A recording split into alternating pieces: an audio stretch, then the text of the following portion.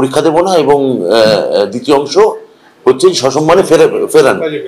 তা সেটার জন্য তো যত আইনি রিভিউ পিটিশন, আইনি পরামর্শ নেওয়া, ওদের বক্তব্য আমাদের মধ্যে ইনকর্পোরেট করা, ওদের স্কুলের মাইনে সুনিশ্চিত করা, ওরা যাতে স্কুলে কোনো রকম কোনো সমস্যা বা অসুবিধা না পড়েন সেটাকে দেখা, এই সমস্ত পদক্ষেপগুলো তো আমরা নিয়েছি। আমরা ওনাদের মূল যে সমস্যা তার সঙ্গে আমি আমার মাননীয় মুখ্যমন্ত্রী, আমার সরকার গভীরভাবে তাদের সঙ্গে সহানুভূতি সম্পন্ন।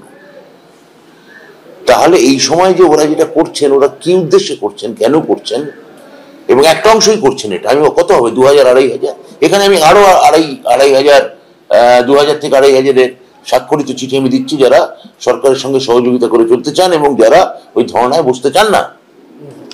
আমি এখনো তাদের সদিচ্ছার উপরে আস্থা রাখবো। আমি বলবো এসএসসি এই সময় অবরোধ করে বা বিকাশ ভবন অবরোধ করে এটা কোনো কার্যকরী কথা নয়, এটা কোনো কাজের কথা নয়।